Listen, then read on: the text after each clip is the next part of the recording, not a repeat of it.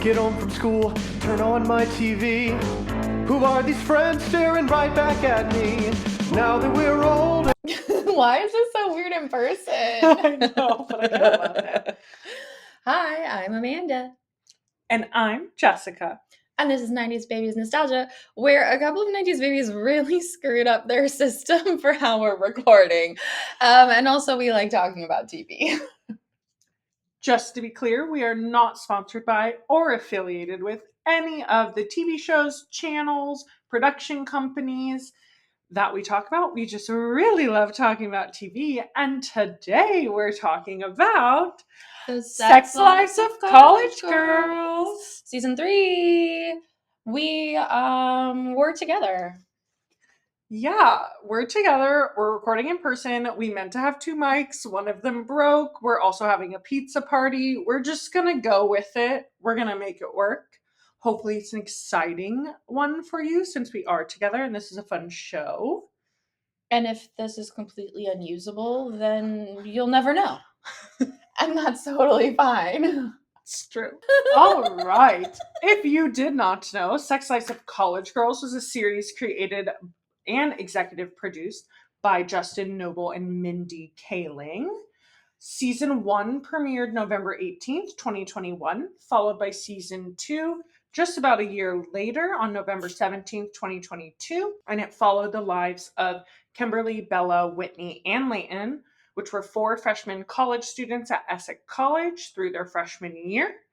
And then Season 3 aired November 21st, 2024, and just wrapped up the season at the end of January 2025. They've kind of filmed different areas. Season 1 was filmed at Vassar College. Season 2 was filmed at University of Washington Seattle campus and UCLA. And then I think Season 3 was also a combination. Yeah, I think so. The series was nominated for Outstanding New TV Series for the GLAAD Media Awards, as well as it's set to be awarded the Seal of Female Empowerment and Entertainment by the Women's Committee of the Critics' Choice Association. On our cast list, we have our main people. If you don't know, if you've never seen this show before, first of all, go watch the show. Second of all, you might want a real recap of seasons 1 and 2 because we're not actually talking about that. We're just talking about season 3. We're assuming that you've seen them already. Mm-hmm. So we have Kimberly Finkel, the ugliest name you've ever heard. That's the point. Mm-hmm. Played by Miss Pauline Chalamet, who, as of recording this, is 33 years old. That's right. She was 30 when this started.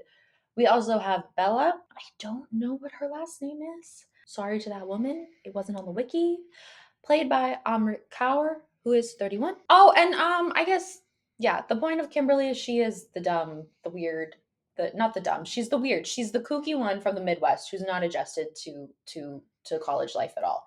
Yeah, and came from a very poor background. Yes, that is important. Bela is a South Asian American who really just wants to do comedy and is very sex positive, but her parents want her to be a doctor. Whitney, don't know her last name either. Her mom's a senator, played by Aaliyah Chanel Scott, 27. She's the soccer jock. That's about it. And this season we say goodbye to Leighton Meester. Not Meester, baby. Leighton Meester is an actress. Leighton Murray. We say goodbye to Leighton Murray. It is Murray. It was played by Renee Rapp, who was 25.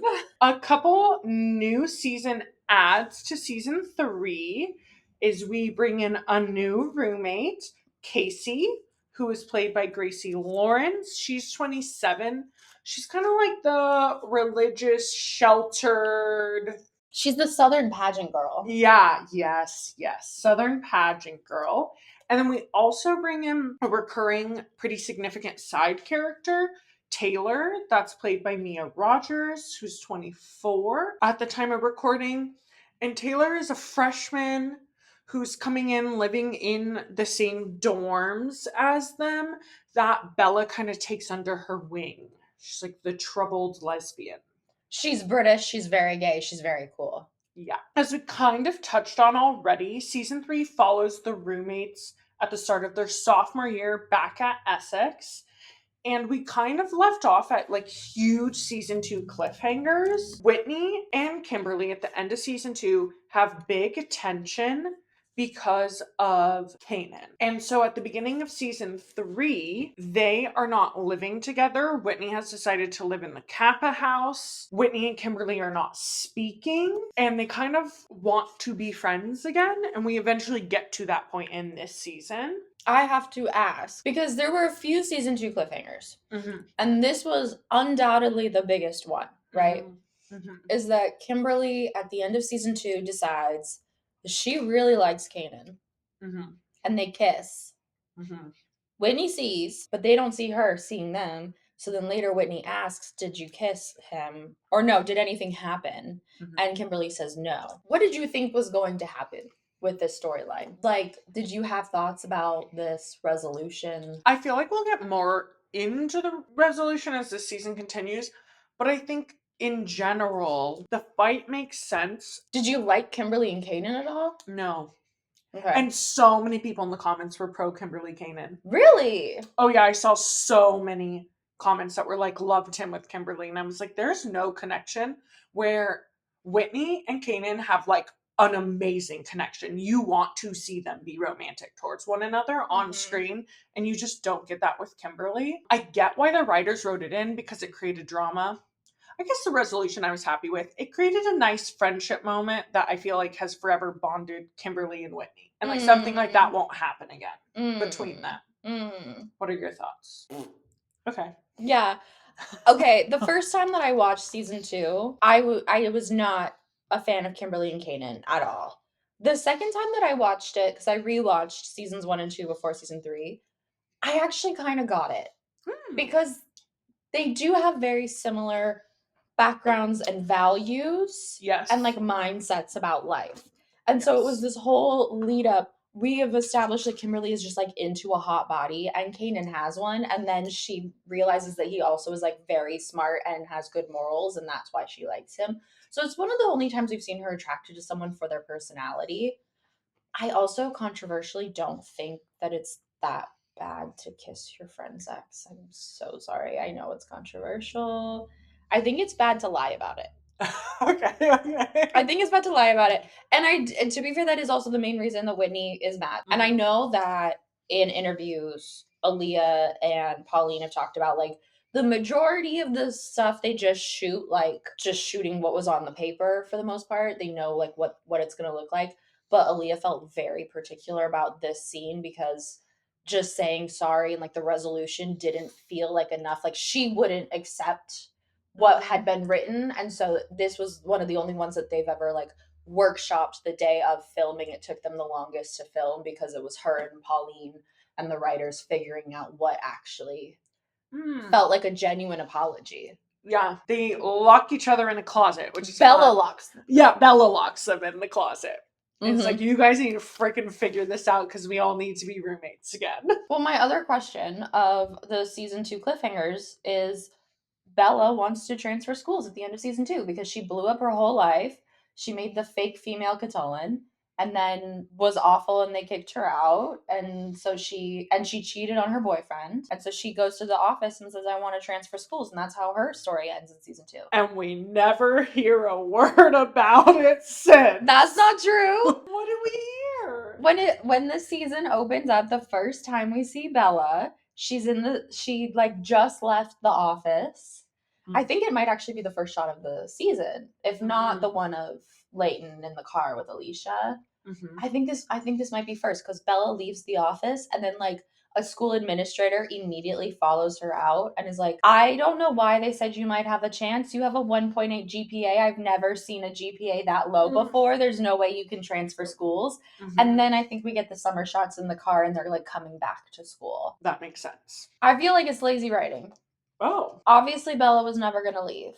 Obviously, Kimberly and Kanan couldn't stay together because no one actually wanted them to be together except for, I don't know, whoever the fuck got that in the script the first time. However, the commenters want them together. No one in my life wants them together. It's lazy writing to put these massive cliffhangers and then they're just immediately resolved by the simplest solutions. There's no big feelings involved. What was the point? I feel like there is big feelings involved with the Kimberly and Whitney one, because she's in a different place. We don't get the resolution until the end of episode 2, maybe the beginning of episode 3.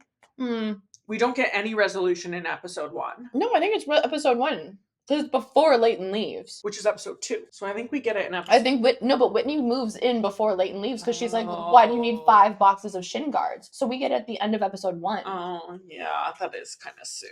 But they didn't talk all summer. I don't know. I guess I kind of understand including that because they wanted to stir the pot. And it's like Kanan and Kimberly work together, so this was their way of stirring the pot. The Bela asking to transfer schools is kind of silly because they don't really give us much of that. I didn't even remember. Next up with big season 3 arcs. So that was kind of like season 2, season 3 transition. Big season 3 arcs, which if you're watching the show, you know we have to talk about it, is Leighton and Alicia leaving for Boston and Leighton's goodbye scene. We get Leighton leaving because Alicia gets a really great opportunity to work for a politician. I think the mayor of Boston. Yeah, and like could not say no, which really, really upsets Leighton. But also like Leighton has a good friend group at Essex, but isn't necessarily like happy education wise. She's really, really good at math, and they just like cannot offer her the math classes that she needs. So her professor puts in a transfer to MIT, which she gets. And it's like, how do you say no to MIT? And we get this very, very beautiful... Do you want to, before we get to the goodbye scene, do you want to touch on anything else with that? Well, since we're going to go over the like beautiful goodbye scene, let's talk about the stupid stuff first. Okay. I mean, number one, we knew Leighton was going to leave because Renee always said that like she is ready to move on past acting, right? Is this how we saw her leaving? I was worried she was going to chase after Alicia. I was glad that she didn't because that would be so anti-Leighton Murray, I think. This isn't super important, I guess.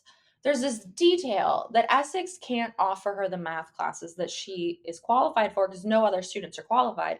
So she has to go to another school and take a bus for hours.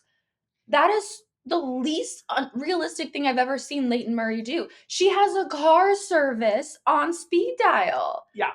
Taking the bus wouldn't be a problem for Leighton because she wouldn't be taking the bus. No. Yeah, I agree. That seemed silly because you're like, this is not anything you would do. We've seen her take the car service for stupider things.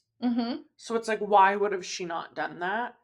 But I think her leaving to go to MIT felt like the most realistic choice they could have done.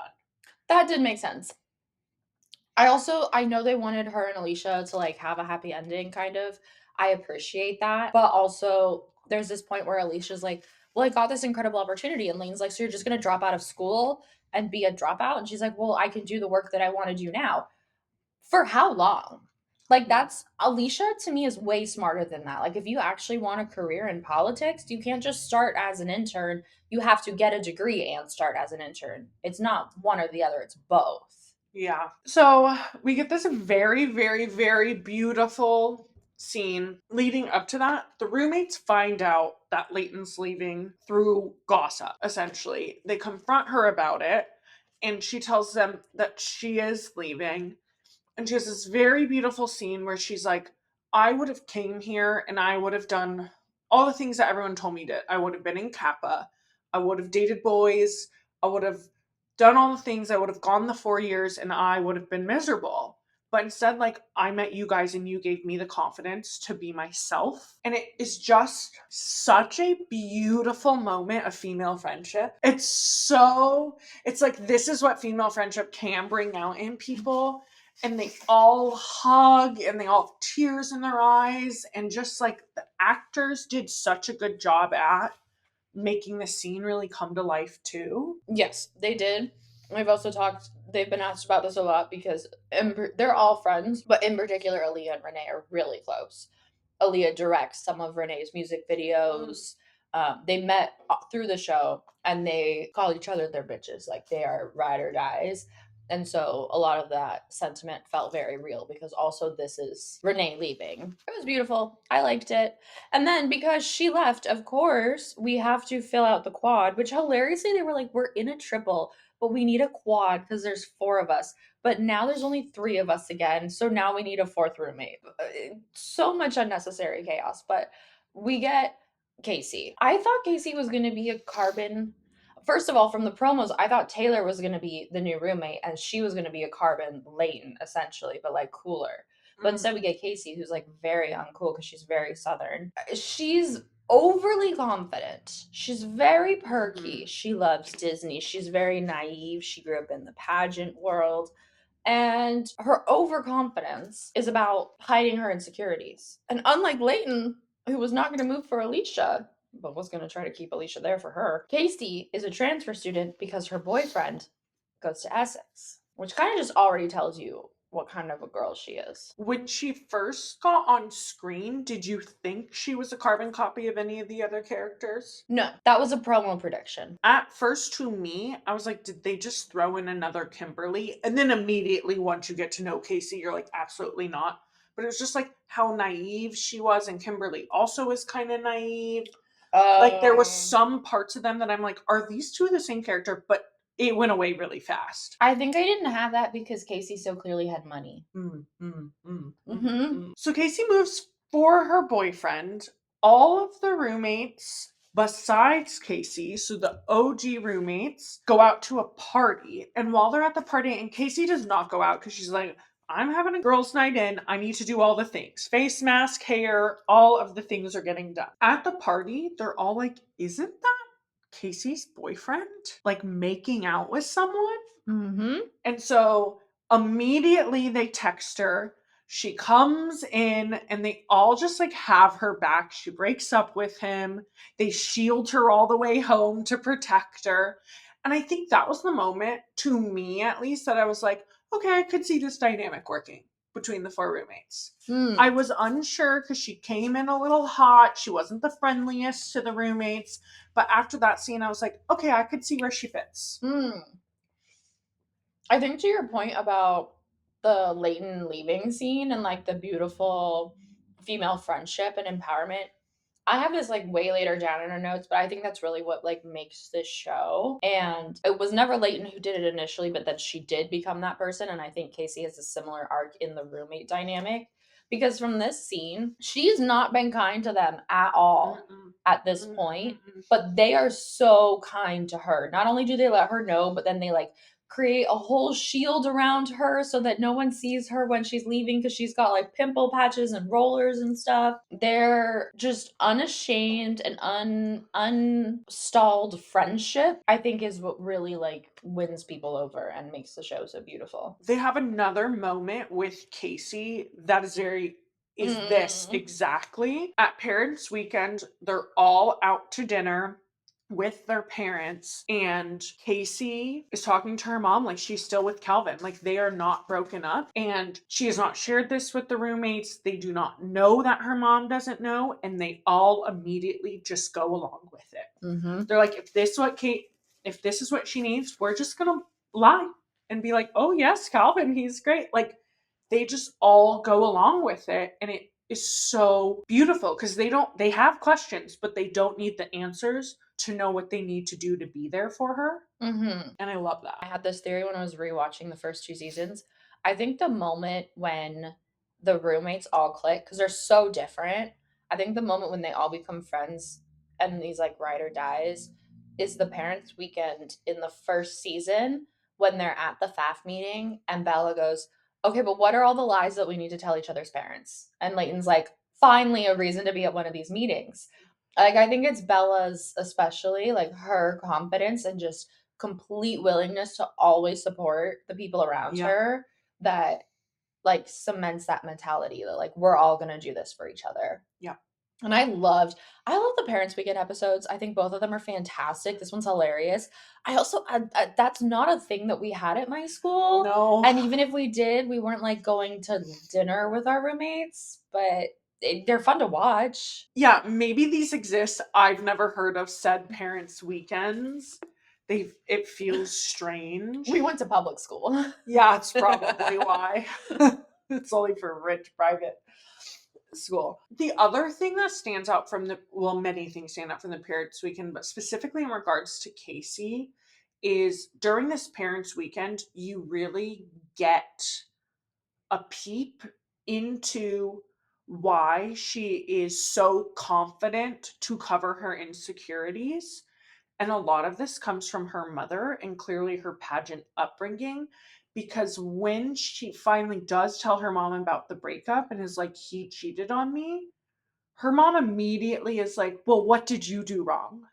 You must have done something. And there are parents like this, and it's awful, awful, awful, awful. But it really explains her character. You're like, oh, this is why you kind of have a lot of hard edges. Like, you've never really felt support from your parents. Anything that happens wrong in your life is your fault.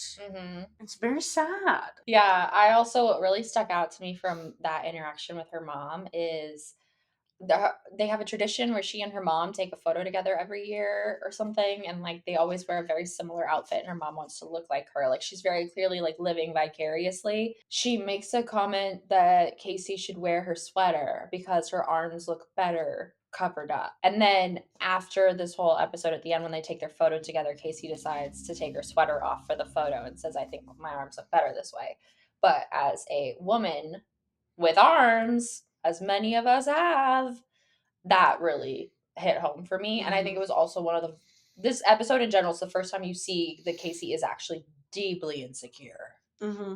Which is good. She needed humbling. She did. Girl needed a lot of humbling. Also, this is all kind of tied in. Kacey's auditioning for the musical.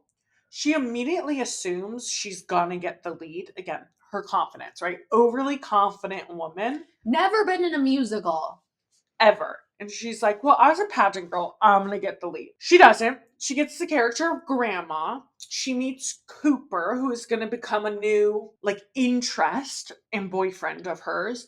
And through all of this, it really shows she crushes her audition. But the theater teacher is kind of like, there needs to be more to you. I need to know that I can trust you, that you can, like, actually be reliable. Not just be reliable, but have depth. Yep. She specifically says, you are hollow. You are all vibrato, and there's no depth. And in the theater, you need to have a deep performance. You can't just sing a pretty song. You need to have an emotion behind it.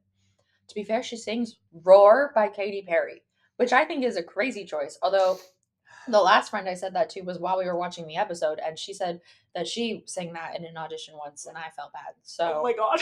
If you sing that in an audition, you're not alone. She does a beautiful version of it. But also, like, the audacity of Kacey, because yeah, she has a beautiful, beautiful voice. The actress is in a band and is also about to start on Broadway. However, there's a lot more to a musical. There's staging. There's lines to learn. There's emotions to convey. There's all sorts of, and you have to learn how to be a team player as well. It was nice to see her being humbled. So through all of this, her and Cooper kind of get a connection. They end up dating. And one of their, like, big moments is Kacey learns about this Essex 50 hottest list. And she's like, I got to be on this list. To the point that it takes over her life. Like, she cannot think, speak, do anything other than focus on this 50's hottest list. And she ends up not getting on it. But Cooper pulls some strings to get Calvin off of it, to get her on it, or just to get someone off of it. Someone. I don't know who. So he ends up getting someone kicked off. In my brain, it was kind of implied it was Calvin, but I guess they don't fully confirm it. And this really, like, wins.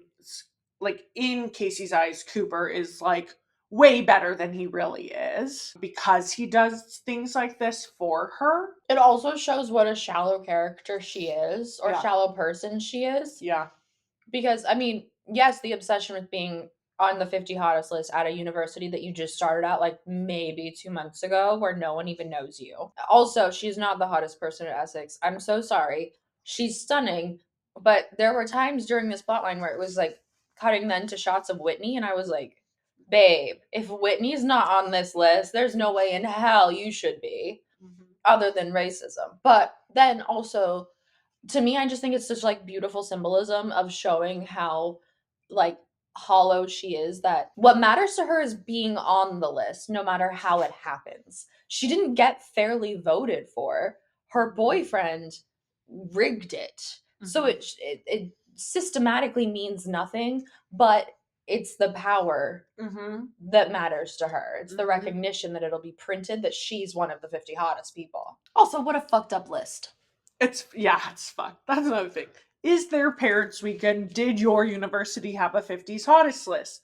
We would like to know because it feels wrong. Another thing about Kacey is she's a virgin. That's a pretty big part of her character and her story. And she ends up rushing into sex with Cooper. It doesn't go well. It eventually leads to her feeling way, way, way too committed to him. She invites him to meet her mom, and they end up ending things because he feels like things are moving too quickly. However, this show's writing, this is one of the reasons it's so beautiful, is she's like, I'm ready to have sex. This is my time. She puts up a pink canopy with fairy lights. She has a playlist going of all her favorite Disney songs. She has candles. She has flower petals. Like, she has made this room look obnoxious. And all of the roommates come in and are like, do you want feedback? And she's like, no, it's perfect. It shows how immature she is. Yeah. Here's the thing, though, is like, they kind of get into, was she ready to have sex or not? Probably not. Yeah. When she's setting up the room, I think that's a very clear, like, production design choice that she's not ready. But there are times where I thought that she was, especially when it actually happens. Like, she's not really persuaded into it. Yes, she rushes into it for the wrong reasons. But I think that, like, her, like, suddenly escalating the relationship so much after having sex isn't just because she wasn't ready to have sex. I feel like it's the same thing as the hot 50 list. Like, it's all about the label and what you're supposed to have more than the actual depth of what's going on, you know? Like, I have a very anxious attachment style, especially when it comes to seeking male validation. So, like, I wouldn't be surprised if she were acting that way with him, even if they didn't have sex.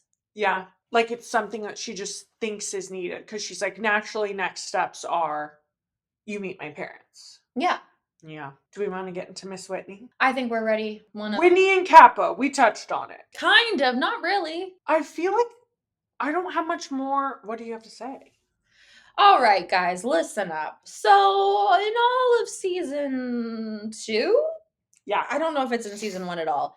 In season 2, Whitney and Leighton are both Russian Kappa. And Leighton's kind of like, how the hell did you get in this? Because this is a really elite sorority, and I'm a legacy, and you're new money, and you're wearing sneakers to the events. Yeah. You don't know the script, baby. And yet they both get in. Leighton quits Kappa at the end of season 2.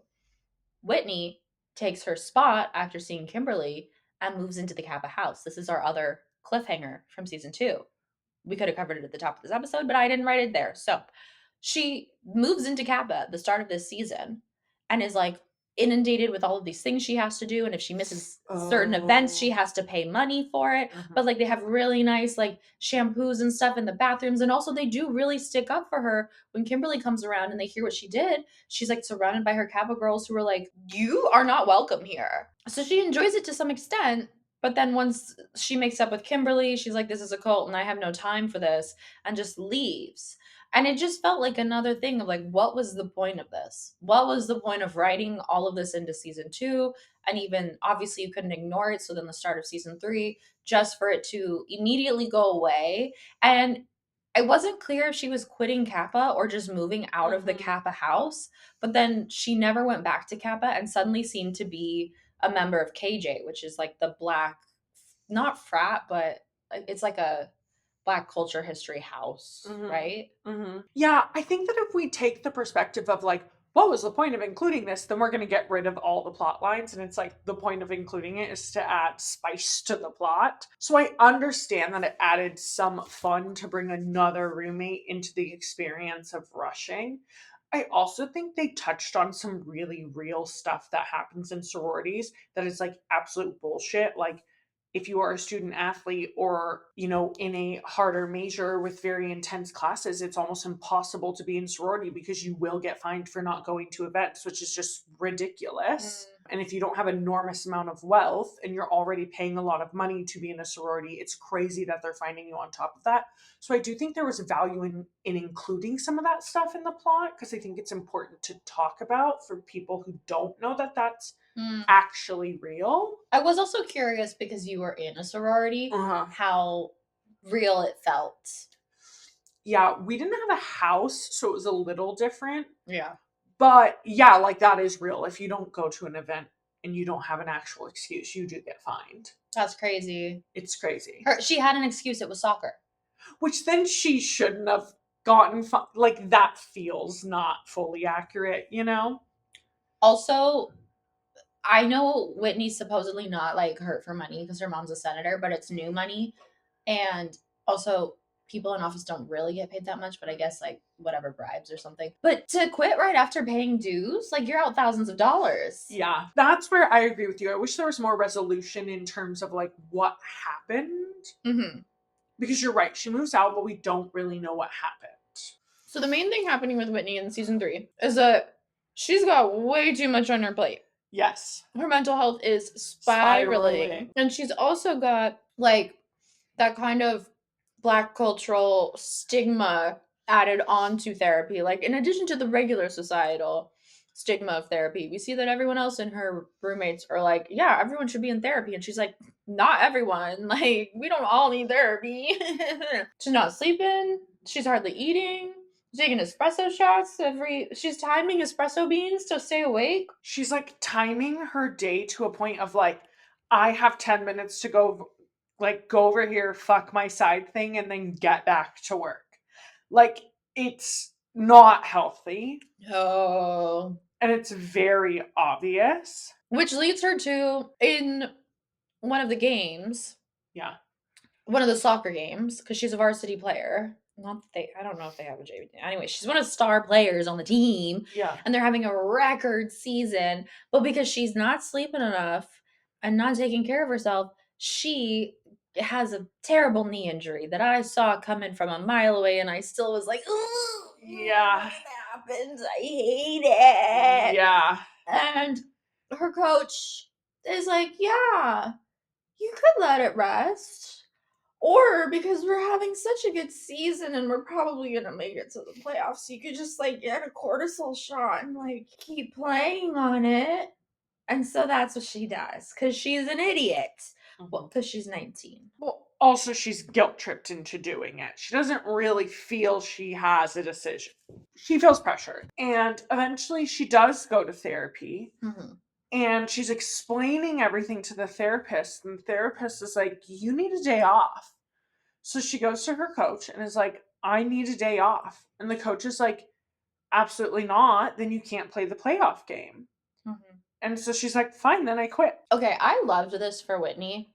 Yeah. For a lot of reasons. I thought it was a really interesting choice, given that in season 2, she doesn't know, like, it's the off season for soccer, and she doesn't have anything else in her life. And this is a bit of a spat between her and Kanan, who was her boyfriend in season 2, of, well, she doesn't really have anything besides soccer. And that's when she gets into, like, STEM classes and is rushing Kappa. So for her to then choose herself over soccer by the end of season 3, I thought was really beautiful. I did think that it was a little bit of a stretch to go from like her barely being able to walk in the student health building and leaving, to going to therapy, to quitting soccer, like, and not letting the coach gaslight her a bit more. Yeah.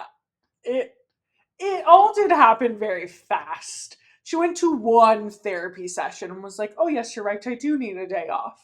And I am going to stand my ground. Yeah. And it's like, that probably would have taken more than one session. But I thought it was cool because it kind of leads into this whole like student athlete uprising at Essex, because she's pulled into like the sports board where they ask her a bunch of questions. She's trying to explain why she quit. But really, they're just trying to get her back playing. And she's like, if you're not going to listen to me, I'm just going to leave. Because I don't have time for this. I have a lot of other things to do. and it doesn't include not being listened to, which again, one therapy session and she has this amount of confidence to, speak up for what she needs in front of a whole board of people. But then it ends up with her kind of being able to then in the locker room while she's collecting her stuff, she kind of speaks her truth to her teammates, and her teammates also open up about the different pressures they've been feeling. And then this goes like across sports. It's not just a soccer thing, but the student athletes are demanding more. I don't remember it going across other sports. I just remember the entire girls' soccer team quit. In the episode where they re-pull her into the board, this like student athlete board, she's like, oh, I brought a few people with me, and it's people from all different sports. It's not just, well, maybe it's just the men's soccer team, but it's not just her teammates. Well, it's not just women? Yeah. Oh, okay.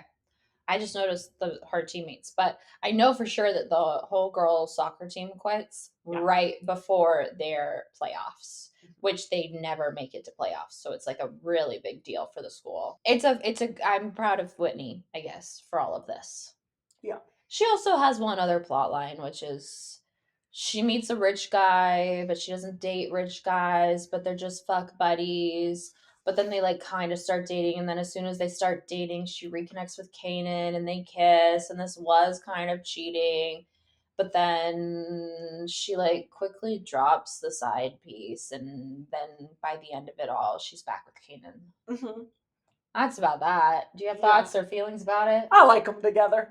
That's my thought. That's my feeling. I just really love Kanan. So yeah. Kimberly is honestly mostly relationship focused, I feel like, this season. Yes. She does get her like political girly moments, but we're gonna get into that more at the end. We're gonna cover like the big season 3 closers. Most of season 3 for her arc is just like who she's dating, which I don't always love, but like her pull needs to be studied because I saw someone on TikTok talking about this today, and I was like, yes, exactly. Because she like looked like no disregard to Miss Pauline Chalamet, lovely human being. She's beautiful, but she also like looks like a person you could see in the Midwest. Like she looks like a normal person. Yep. And she's pulling tens across the board, which gets us into Eli, our bi king, a bisexual man who she thinks is flirting with her, but then he's kissing a guy at a party. But then it turns out he's bisexual. And so she tries to peg him. Which I do have to say was not her idea. This is Leela coming in and fucking shit up and giving some of the worst advice, which then all of the roommates are like, why did you take Leela's advice on this? And you know what's crazy is that's not even the death of the relationship. That's actually like the start of it, arguably. Yeah, the relationship continues. And he's like not only a bi king, he's also like really into partying, into EDM music.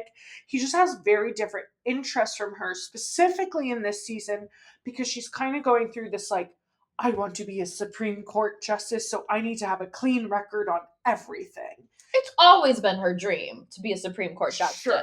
Yes. But this is very like, it is in motion and a focus this season. Which I feel like is also pretty true to college, that like your first year you're kind of fucking around, and then sophomore year you're like, okay, we're getting to business now. It's very true.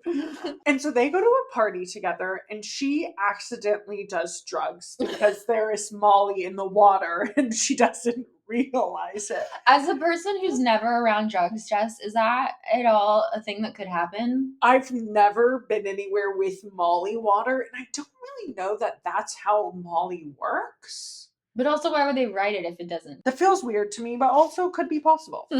But you know what's not possible? Miss Kimberly Finkel from season 1 ever drinking from a container that was left open randomly? No. She refused to take drinks. Like when she went to her first frat party, she was like, do you have a can? I'm not drinking your keg beer. Yes. Like this was open. She's not drinking water off of a random table at a rave when she's never been to one before. Yeah. And then she is starting to trip, and she's following Eli, and she loses him in the crowd, and he does not come back for her. And she just cannot get over this, which valid, like completely valid, but she cannot move past the fact that she's dating someone that did not come back to find her. And so she's kind of like ghosting him, not really giving him time of day, not really hanging out with him.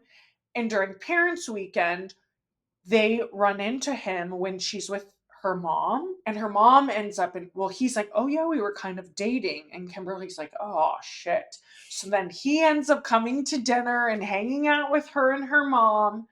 And eventually she's like, no, I'm mad at you. Like, this is not going to work. Like, you left me. This is not okay. They break up. Yeah. To be fair, okay, she can't move past him leaving her behind. I probably wouldn't either. But also just that they're very different people. Mm-hmm. Their hobbies are different, their interests are different, and that's totally valid. You're 19. If things aren't aligning, break up.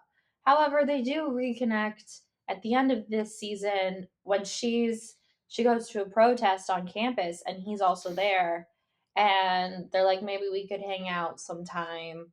So it's implied they might get back together because it didn't feel like just friends. I guess it could be friends.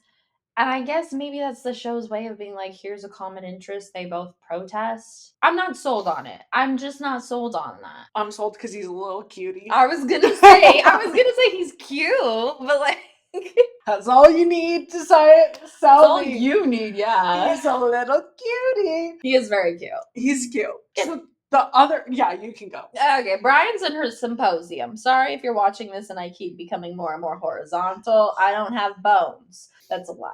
Okay, I don't know why I felt the need to clarify that that was a lie. Brian's in her political symposium, which is the other part of her character arc in this season, the only one that's not related to relationships. Kind of. She's in this like cool political professor symposium that's like they never let in sophomores, but she got in because she like gave a really good speech, and Brian's there. And they're like connecting intellectually, and she's like, whoa, this is crazy. And then they see each other at like a party or something, and they start like being a thing. And they're like, there's literally this funny ass scene where they're having sex, and they're like, it's so cool to be stimulated intellectually as well as physically. It's like, oh my god, I didn't know you read Foucault. Oh yeah, like, and it's so funny. And I actually was a huge fan of Brian when he came in. Like, that was the first love interest that I was like, this makes sense for Kimberly. And also in another thing we'll talk about later, he like fully stepped up and seemed like really great. Complete 180. He's a plot device forever because he was so good and then he was so bad. Yeah. So she sent him a nude. Big thing for Miss Kimberly Finkel to show her titties, her tatas, big old bitties to a man in a document. But her face isn't in it, except psych, it was a live photo. Ladies, be careful. It was a live photo. If you click it, you could see her face. So she needs it deleted. He doesn't want to delete it. He's gaslighting the fuck out of her. She deletes it off his messages. And then Leela's like, bitch, you ain't never heard of the cloud? And so they go up into his dorm room. She's kind of confirmed that the photo does exist because his roommate's there and he's giggling, which implies that he has seen the photo. And Brian is still now like gaslighting them both. And Leela just straight knees him in the balls and holds him down so they can use his space to open up the photo and to delete it. Brilliant. Yeah, it's what's needed. It's what men deserve. That kind of brings us to the third big relationship in Kimberly's arc, which I really do think is a big part of her arc in the season, is Leela. I love Leela a lot as a character. We'll talk about her more later. But in season 2, Kimberly really encouraged Leela to go for a manager position at SIPS, where they both work on campus. And now we see her really like stepping into that role in the most Leela fashion ever, which starts with this like weird thing where they have campus robots that are going to like deliver the drinks. And Leela and Kanan are so opposed to it, mostly because if they're delivering the drinks, people aren't coming inside, so then they're not tipping you, which is valid. But Kimberly like feels bad about lying, about not using the robots and stuff. Leela's the one who's like, she's pissed off at Kimberly for narking on them, and then still is the one that picks her up when she's tripping and then lights them on fire in the same trip, in this car trip at the same scene. It's incredible. And seeing them come back together and just like how much, whether she's annoyed with Kimberly or not, Leela's just like such a good friend and good support system. And yeah, I love this. Like, as soon as Kimberly mentioned the photo, she was like, oh, I got you. Oh, we're going. Yep. I just love her. Yeah, she's one of the best recurring characters, and their friendship is just really beautiful. Not one of, she's the best. Yeah, it's true. Name a better one. There's not. Exactly. And I love all of them. A lot happens with Bella this season. Mm-hmm. So, like I said, Bella has a 1.8 GPA from freshman year, so she can't leave Essex. But apparently, they never mention academic probation. First of all, second of all, there's an opening to be a FAF. I don't remember what that stands for, but it's essentially like an RA, like a resident advisor. You are a sophomore or upperclassman who is to take care of the little baby freshman in the freshman dorm. And she decides that this is going to be her thing. And like, I'm living for disheveled Bella. I'm living for Bella becoming a FAF, except for the fact that I had to apply an interview to be a resident advisor and got denied because I seemed a little nervous, and that no university in its right mind would let a student with a 1.8 GPA be a FAF. Like, even if it's not as much as a resident advisor, even if it's like you're just throwing little parties for them, they would not allow that. Like, let alone the fact that in her freshman year, she has a lot of campus history with like the Cotolin and starting the female version and all of that stuff. It's like, there would have been enough known about her around campus that they would have not chosen to make her an RA. I don't think. Well, some people, I mean, some schools prefer that. Like, if you've been active. Sure. I just feel like there was a lot of negative attention around her that, like, I don't know that would have worked in her favor. But because she's a FAF, we get Taylor, because Taylor's one of the freshmen that she supervises. Yeah, and Taylor's having issues with her roommate, which really means Taylor has a crush on her roommate and can't be around her. And so Bella gives Taylor the key to their room. So Taylor really becomes like this fifth roommate that's not really a roommate that everyone hates, but Bella has a really soft spot for. Mm-hmm. One of the first things Bella does is fuck the mascot with his head on, and it's incredible.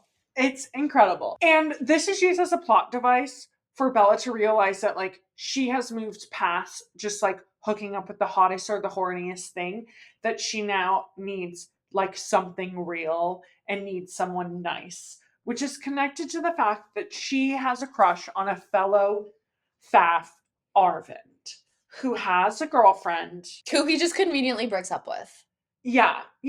Did they ever tell us why? No, I think they just, like, have tension, him and Bella, and then he's like, I broke up with her. Yeah. Also in that scene, when he tells her, she goes, oh my god, that's terrible. But she's cheesing the entire time, and it's so funny, but so real.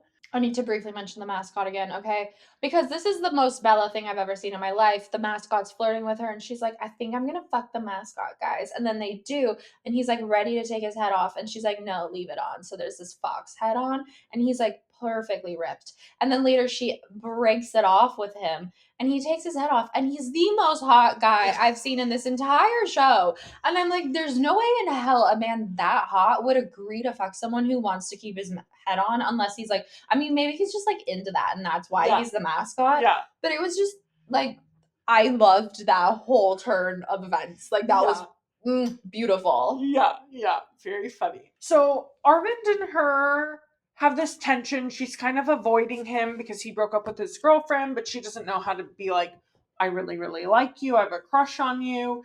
And so at Parents' Weekend, he invites her to an event, and she's like, lies, and basically says like her parents aren't there. Okay, this isn't just because they're having issues. They're actually doing really well, her and Arvind. It's because she knows that her parents will love him, and once that happens, she won't like him. Yes. And she hasn't told him that she likes him yet. I think they have. No, it's after Parents' Weekend is when it happens. So that's why she was like, I can't have my parents fall in love with him because I haven't even told them I liked him. And it's all too much. So at Parent Weekend, she lies. They end up all running into each other at the restaurant because apparently there's only one fucking restaurant that's nice enough for parents in this damn town. And she admits to having feelings for him. They end up kissing. And this kind of like kicks off their relationship. It takes them a while to have sex. They finally do. And it's boring as hell. Yeah. But then in a casual conversation, it kind of comes up like, how many people have you slept with? And Arvin does the worst possible reaction. It's not even a casual conversation, really, because she's like on top of him. They're not having sex, but they're about to. Like, they just finished studying and are making out. And then he mentions that, like, she's only the second person that he's had sex with because they're kind of comparing like her and his ex. And then she says she's had sex with like 20 people. And he, like, the vibe is clearly broken. He is no longer wanting to make out with her and have sex, which they were clearly going to do. And he doesn't really say anything in that moment, I think. It's just more like, oh, I'm tired. I need to get to bed. But then he feels very weird about it later. And just in general, like, he's not like immediately slut shaming her, but he's very clearly judging her and slut shaming her internally. Yeah. And he does eventually apologize for having the worst reaction. Like, he recognizes he has a bad reaction and he apologizes for it. But this is kind of like the catalyst that ends in their breakup. She's writing stuff for this storytelling show that she's going to be a part of.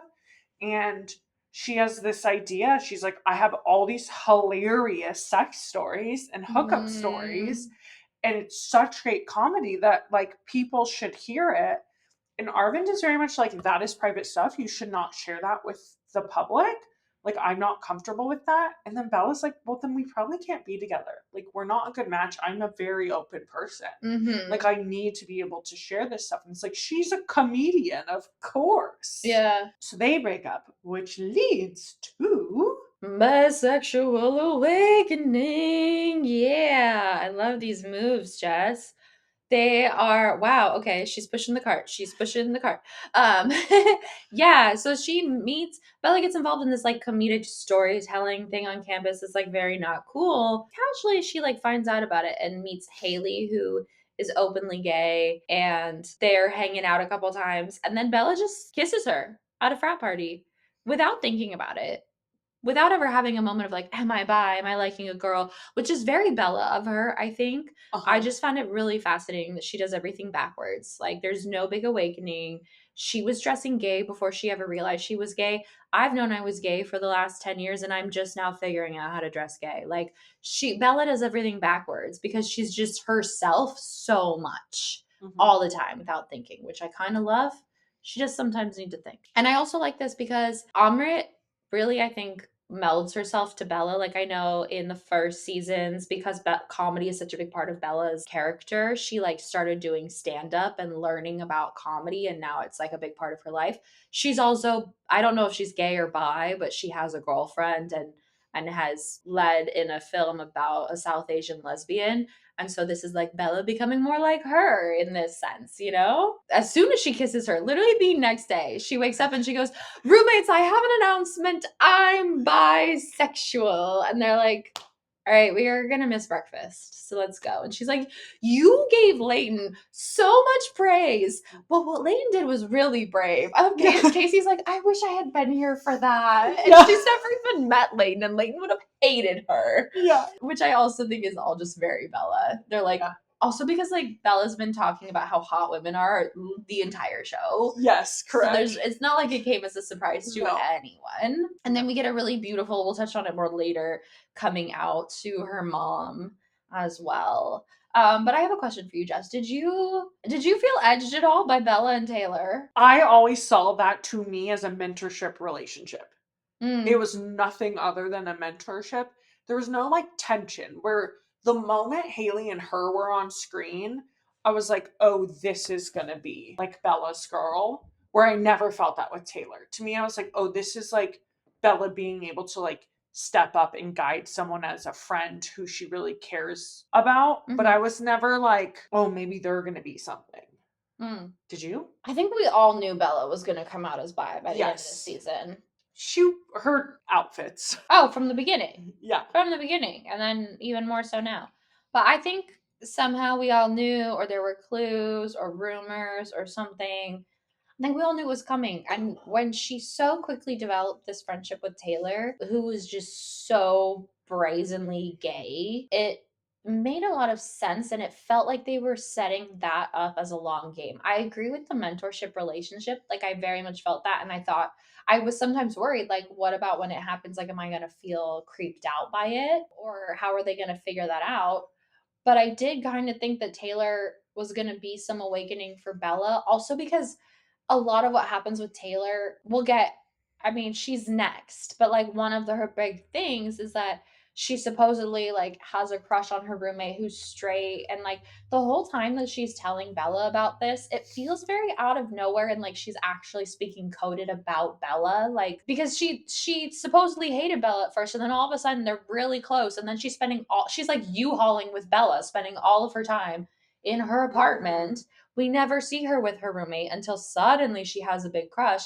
And there's times where Bella's like, yeah, I know what it's like to be interested in someone who's emotionally unavailable. And Taylor's just looking at her. And then Bella's the one that forces Taylor to go to like queer speed dating. And it's like, they're both like, I don't know, a lot of it felt very coded, like they could be meaning it about each other. I just never felt that. That's fair. Let me know in the comments. Yeah. Yeah, I just did. Yeah, I didn't feel that. Taylor is this big, like, recurring character that we get. That, as we kind of mentioned, they like develop this friendship because she's spending much time in their dorm room, and it kind of starts from like Taylor not being very nice, not easy to talk to, really kind of being quite rude and dismissive to Bella, to then us learning more about Taylor's life, that her parents aren't really in her life, she hasn't spoken to her mom for years, and that she is a struggling alcoholic. And this, I kind of think, humanizes Taylor, but also then humanizes Taylor to Bella, in which they then form this like very beautiful relationship where Bella is very supportive and worried about Taylor. Yeah. She's like her sober companion. Yeah. And she like does things that are so natural to Bella that I'm like, oh, this just, it means so much to Taylor, even if she's not being super vocal about it. Like during Parents Weekend, she invites Taylor along and is like, is Taylor going to spice up this dynamic? Probably more than the parents would like. Yes. Does she have anywhere else to be? Nope. So she's coming with. I think that's also where I got questions about it, because about Bella and Taylor, because usually you only see like the partners that they're dating who are there. Those are the ones that were planned to come. And because Bella invites her and Taylor's immediately like, yeah, I want to see the people who made you. Like, I don't know. I was like, it's kind of weird to just like invite this freshman you've known for a month to Parents Weekend. But I do agree that they have like a really beautiful friendship. Yeah. I did also sometimes feel like it was a little lazy to be like, well, she's an asshole because her parents abandoned her and she's an alcoholic. Like, just because you've been hurt doesn't mean you should hurt other people. Yeah. But I also really like her as a character. As Ash tells her, it helps that you're hot, which brings us to the beautiful, lovely love of my life, Miss Ruby Cruz. Yeah. That queer speed dating event that Bella forces Taylor to go to try to get over her roommate. During that, she meets Ash, played by Ruby Cruz, but nothing really comes of it. It's an introduction to the character, and then we kind of move past. You can tell it's the only person that Taylor seems like there could be some interest in, but we just kind of move past that. And then at the queer rodeo event, Taylor invites her roommate, misreads the vibes, ends up kissing her straight roommate. And as she's leaving that event, she runs into Ash again, and Ash walks her home. And then they're together for the rest of the show. That's like mid-show. And we see Ash at Whitney's soccer game with Taylor as well. And just like kind of always hanging out. And then they move in together. And Bella's concerned because she's kind of equating this to like, you're sober, but you're just transferring that addictive trait. I actually think that is pretty accurate in like the way addicts live. They have big swings. However, Bella says, I think I know what's best for you in this moment. And that's not something you should ever tell anyone, especially not someone making questionable choices. Yeah. So I thought it was going to be Taylor and Bella. I wasn't mad that it was Taylor and Ash because Ruby Cruz is a stunning human being. And the two of them together is like, God, this is just the hottest couple I've ever seen in my life. Like these are, Taylor and Ash are the two most beautiful human beings I've ever seen. And I'm not mad. However, the one weird thing is that it feels like the show has always been centered around the 4 roommates. And it's like when Renee left, they thought, what? She was such a big personality, they needed 2 people to replace her. And I love Kacey and I like Taylor, and I'm not mad that either of them exist. But there are shots at the end of the season when we just see like Taylor and Ash in their apartment that feels a little out of place because they're not part of the core dorm. I'm kind of like, why are we following them? I feel like we saw it a little bit in season 2 and in this season. I feel like they are trying to diversify the side characters a little bit more and give us a little bit more of the side characters. And I feel like this might be them doing that to try to increase the chance for a renewal of an additional season and to give them more to work with, which I don't hate. I also like them both as characters, that I'm like, if this means we get more screen time or even potential like developed plots of their relationship in additional season, I'm like, that's fine. Show me weird scenes of them. I like it. Like, I'm okay with them not necessarily centering everything around the 4 roommates. I also have the question of, if we're adding all these new people, why they all gotta be white? Yep. They're not even all American. No, like 1 white person left and we brought in 3 new ones. All right. Some big iconic things that happened in this season. Mostly we're going to talk about the stuff at the very end, but this is the second to last episode, I think. The good partners test. This entire episode is Kacey convinced them, all of the roommates, to do a partner test. It's a family tradition of hers where you have your partner come over and like do all these little tasks for you and see how well they do, see if they have the trait, and you tailor the tasks to the traits that you hope your partner has. And while she says this is a family tradition, I cannot help but stress enough that the writers took this purely off of TikTok, because the very first thing they do is make those boys peel oranges, which was a TikTok trend the year they were writing this. Yes. What do you think about this episode and these trends? I think the trend is hilarious, and it is a good sign of just like a person in general. Partner, friendship, anything, to be like, are you willing to help me with this?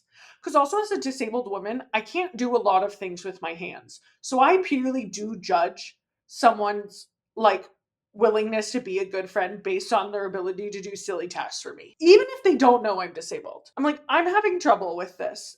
And if someone immediately takes it out of my hand and opens it, I give them 5 points. I think you should be willing to help people. I don't think you should be testing people. I don't think it's healthy to test people, particularly the people you claim to love. Fair. To set them, and like, these situations are like, I'm literally sat right in front of these oranges and I'm perfectly able of peeling them. I just want you to do it, and I'm giving you absolutely no reason why. It doesn't feel okay. Yeah. I didn't love it. But this is the part where I really liked Brian, because he immediately clocks it. Everyone else is like, this is super weird. And he's like, is this a test? I love tests. I'm great at tests. And then flying colors. Yeah. The other big part of this episode that is just like chef's kiss is, first they bring in Isaiah, who's Whitney's like rich boy, and he sucks. But then Whitney's like, okay, let's bring in someone else. And Kanan shows up. And like, even though Kanan he's not like Brian where he's like, this is a test. He doesn't verbally say it, but you can tell Kanan knows, and he crushes it.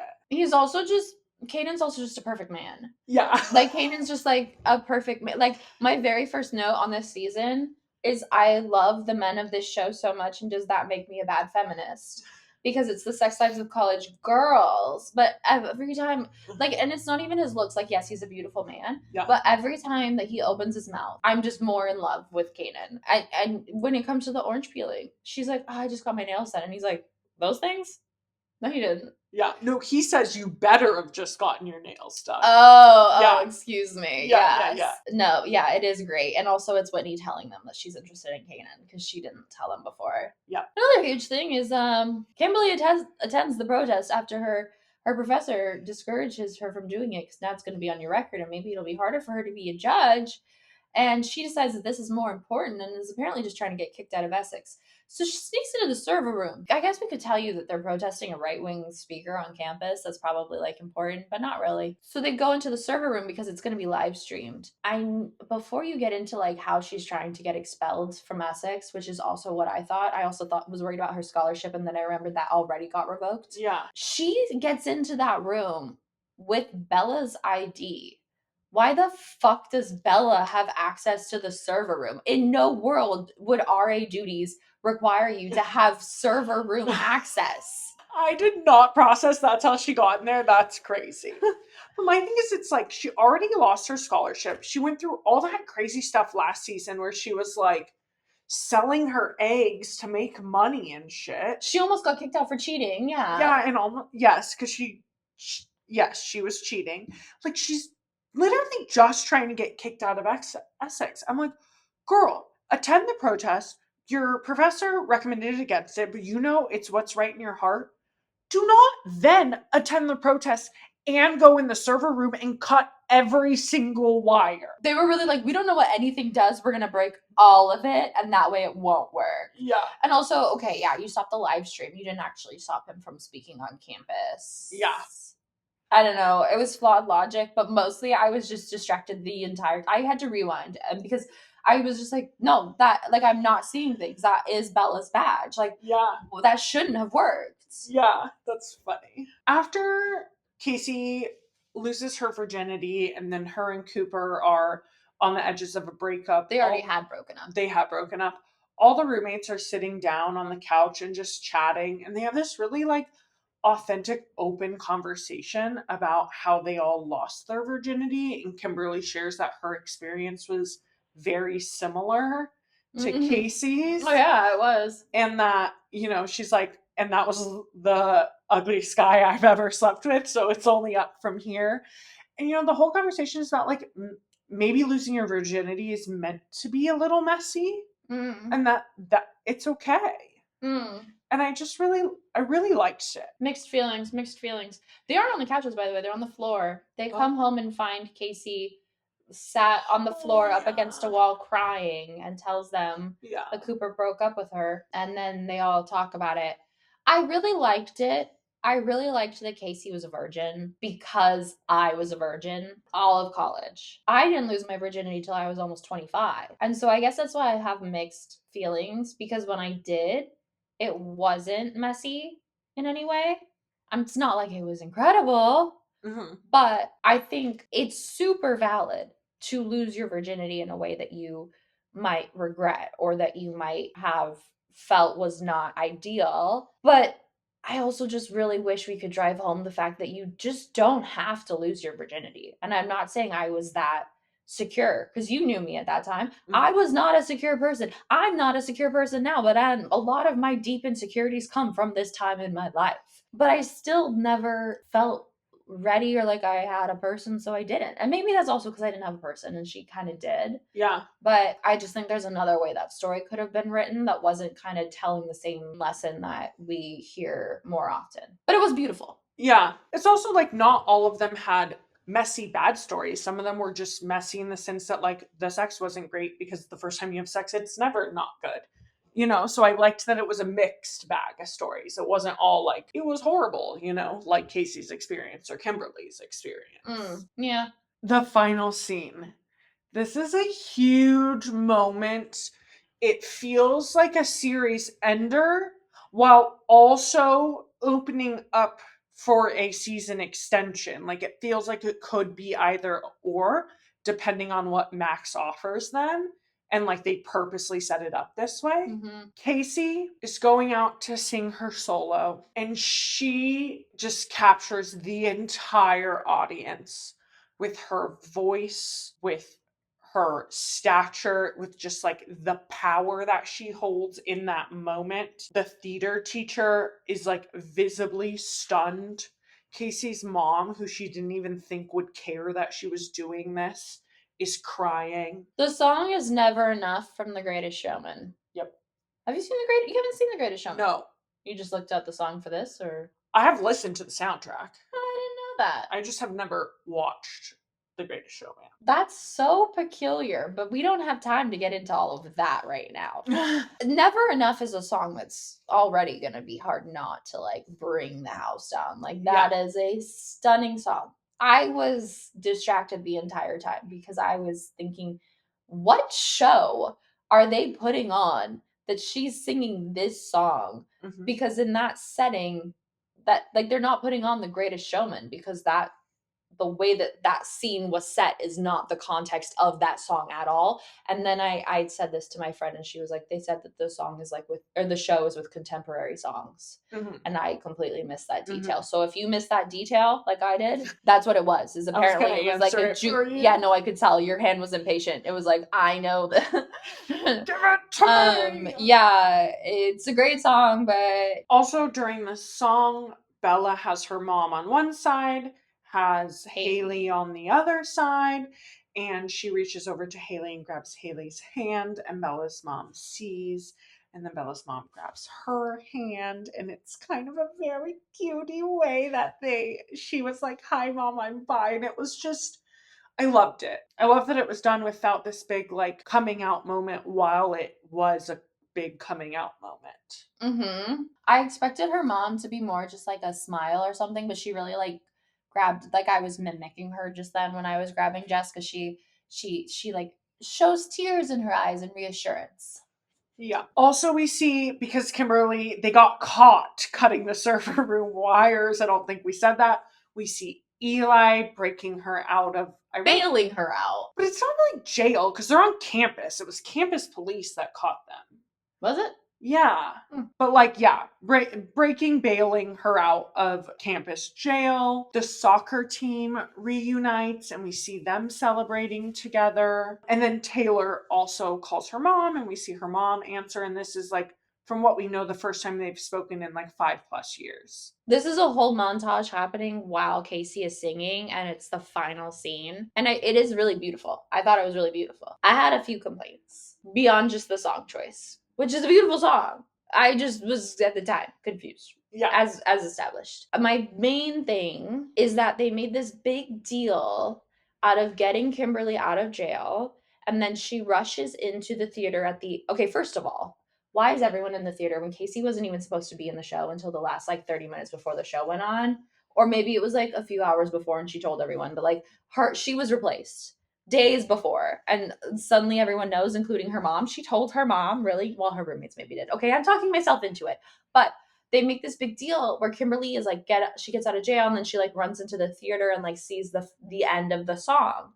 And so every one of our main characters is having this big moment in the theater, except for Whitney. Whitney doesn't get to see the performance. Whitney's having her own moment. Yes. Because everyone stood up. But we don't actually know what happened with the soccer team. We assume they at least got their demands because they're now in the locker room. But they also were supposed to have playoffs that night, which was a really big deal. And we don't know if they already had playoffs.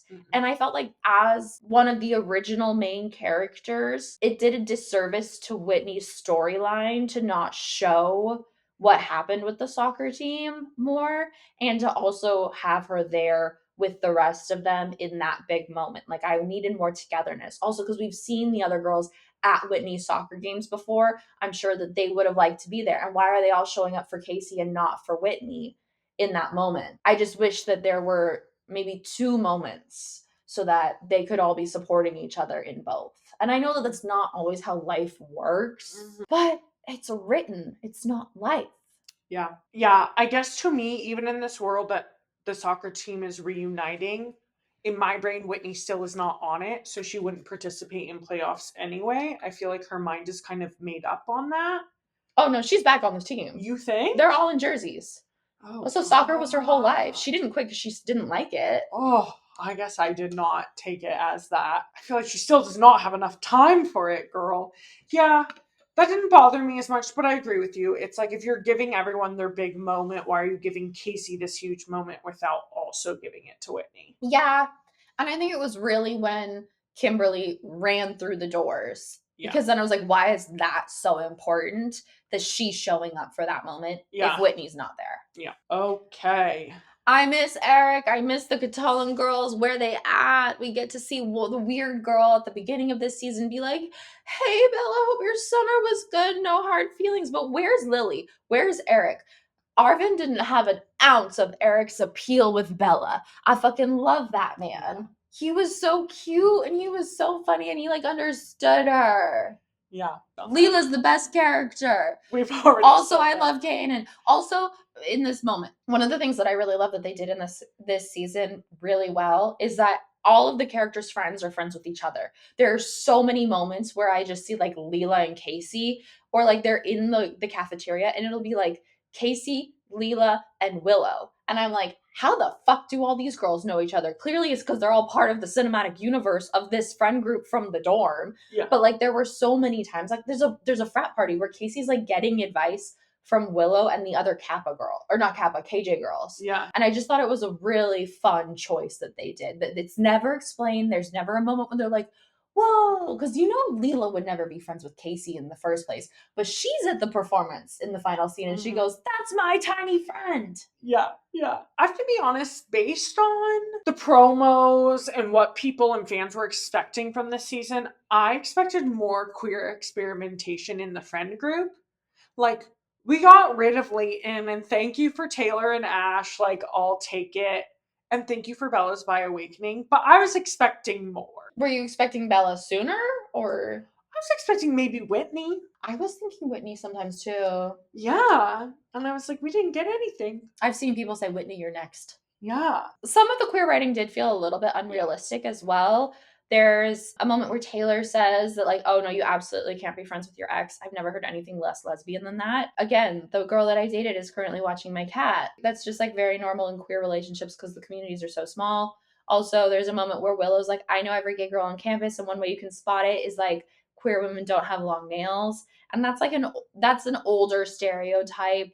Look at Cynthia Erivo's fucking nails. Yeah. And that is a gay-ass woman. I did love that Tig Notaro was in this, as it being such a gay show. She is a gay icon. She plays the politics professor. I did like the queer speed dating. As someone who has been on queer speed dating, it is pretty much like that. I liked the queer rodeo. I liked Trish, who was Travis, is now Trish, because one of the actresses actually transitioned. I love that they're raising money for top surgery for someone, and I'm obsessed with, I can't even remember if it was like a gay man or a drag performer, but there's someone on stage who is very clearly a queer man, and he's like pointing at Kanan, and Kanan's like, oh, my heart. And I'm like, Kanan. Yeah, obsessed. Yeah, I think they included a lot of good queer moments. I think I just wanted more. I don't know what I wanted more of, but I wanted more. Okay. A couple things with the girls that were hilarious is I love, which this is kind of more a cinematography choice, or even just like the way they're showing it in TV, is while they're all doing things, we then get flashes of the group chat of the girls. So it's like what they are externally expressing and then what they are choosing to express to one another, which just feels very real. You're like, oh my god, can you believe this idiot? Like, and then Bella decides one day, she's like, I'm doing an experiment on, like, women are as horny as men. Yes, are women as horny as men? And so she gives all of the roommates clickers, and every time that they feel horny, they need to click it. And it's hilarious because at like parents' weekends, Whitney's dad walks in and they're all like, click, click, click, click, click. And she's like, guys. And then they all have a hot waiter, and as soon as he shows up and they all just click, click, click, click, and none of the parents know what's going on. And they're like, oh, it's Bella's study. And her parents are like, she's so committed to science. Yeah, it's hilarious. Also, I don't know why we didn't include it earlier, but I just have to mention Kimberly dressed as Bernie Sanders for Halloween and went to a party like that. Yeah, as Bernie Sanders in his meme of being outside in the cold. But really what that made me think is, why the fuck didn't we get a Halloween episode in season 1? Because I loved their outfits, and Halloween is such a great time in college. Yeah, truly. Yeah. There is this one scene that I loved where the therapist recommends a weighted blanket, and Whitney is loving her weighted blanket, and she goes and she ends up quitting soccer. And she's walking out of the building from that meeting having a panic attack, and she runs into Kanan. And Kanan's like, "Are you okay?" And she's like, "I think I'm having a panic attack, but my weighted blanket is too far."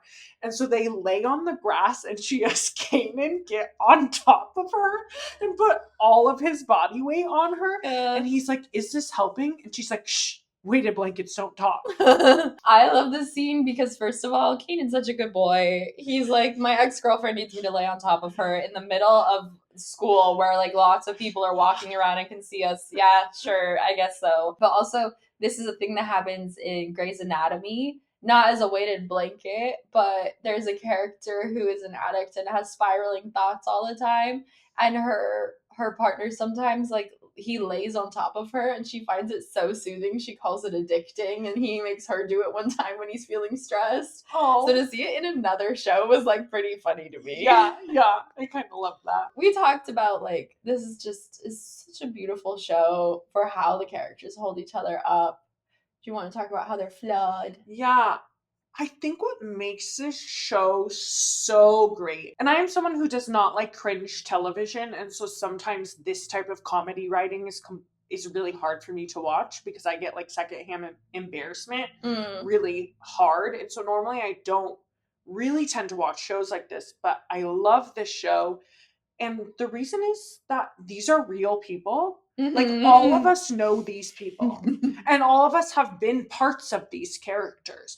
Like, they are so flawed to a point that it's realistic. You're like, oh yes, like, I know a Bela, and I know a Whitney, and I know a Kimberly. So when these crazy plot lines happen with them, you're like, that's insane, but also it makes sense. And it's normally done in a way where you're like, yeah, I kind of know someone who would act that way. I was texting Jess when I was first starting the rewatch of like, I fucking hate Kimberly at the beginning. I don't hate her. She's a well-written character, but she's so cringe because you know a Kimberly.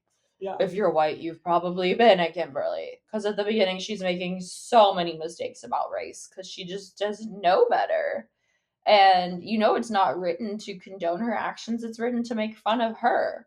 Yeah. Make that the butt of the joke, and then she learns and she improves. My favorite character probably is Bela, and she's the messiest of them all. I fucking love that bitch. I'm ride or die with her. She can do no wrong. Yep. When she cheats on Eric, I'm like, girl, you messed up, but I get it. I get why you did it. I see the logic. Yep. And yeah, I agree. That makes it really beautiful. And then also how they are all so different. They're all so messed up. And they're still like, that's my ride or die, bitch. Yep. I'm gonna do whatever you need. Yep. I love it. I also love the cast. They give off very similar vibes. And one of my favorite facts that I learned is that Aaliyah, being only 27, identifies as an ideally in bed at 9:30 person, brings a Kindle to the club person. Like, she just so confident in doing her own thing. And I fucking love that. I think you watch some shows, and we've mentioned it, we feel this way about Heartstopper, but you watch some shows and you go, I can tell that cast fucks with each other. Like, they get along, that set is fun to be on, they enjoy being there. And watching this show, you really get that vibe. Yeah. You're like, they like being there. This is a fun job for them. It's a job, but it's a fun job.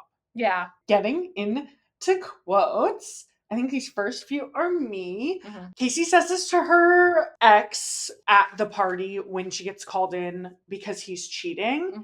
And she goes, and you know that part of your body you're insecure about? It is weird. I love that because, like, she doesn't even need to know what part. He knows, you know? Like, she could maybe not know what he's insecure about and it would still work just as well. Yeah.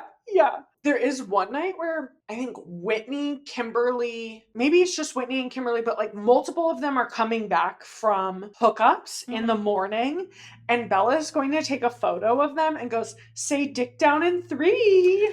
And then she's taking a photo and Kimberly actually says it at the same time that Whitney goes, absolutely not. Yeah. And then Kimberly and Kacey have this exchange where Kimberly goes, because Kimberly's trying to be like clean, right? Supreme Court image, clean girl. She goes, oh, are Crocs offensive? And Kacey's like, to the concept of fashion, absolutely. Which, as a Crocs girly, don't agree. Well, they're not fashionable, but they are fantastic. Kacey also, I think this is around the time of the breakup. No. Well, this is when she's crying in the stairwell after not getting the part, and Cooper finds her. Yes, yes. And Cooper finds her and kind of approaches her and is like, is everything okay? And she goes, I just need to be alone for 10 to 80 minutes. Mm-hmm. Which is like me processing any emotion. Mm-hmm. Kacey is such a vibe. So many of our quotes are from Kacey. Mm-hmm. We both wrote this one down. Who throws something at her? This is when Bella's passing out the clickers to all of the roommates. So she's just like tossing the clickers at each of them in the dorm. And Kacey goes, I'm sorry, is there something about my personality that suggests you can toss things at me? She's so fucking funny. So in the symposium, Kimberly's getting walked all over by these upperclassmen guys. And then she tries to like reverse it and is like extra harsh then the next time. And her professor goes, you went from runt to cunt. And Kimberly goes, whoa, are you allowed to say that? Probably not. I got caught up in the rhyme. I'm like, so me, but also Yeah. runt to cunt. Like, I like it. Yeah. This must be, I'm guessing this is Lila with Kacey going Yes. walking. Yeah. Because I wrote credits for most of these that you wrote down, but this was the only one I couldn't. Did I wasn't write that one Yeah. down? I Oh. wrote my initials next to mine. Oh, yeah.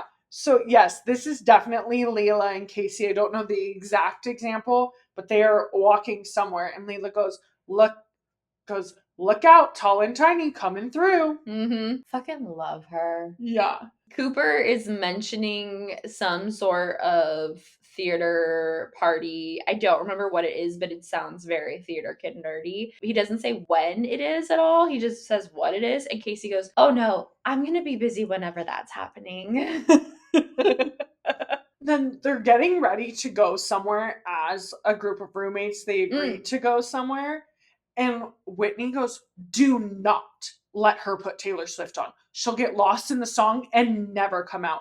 Go, referring to Kacey. I think that's when they need to get ready for the rodeo, maybe. Yeah. Oh, wait, no, this next one's yours too. Oh, yes. This is at the rodeo, I think. Yeah, at the rodeo. Arvin gets so drunk. Arvin gets white girl wasted. Like, he gets wasted. Mhm. Bella has to take him home.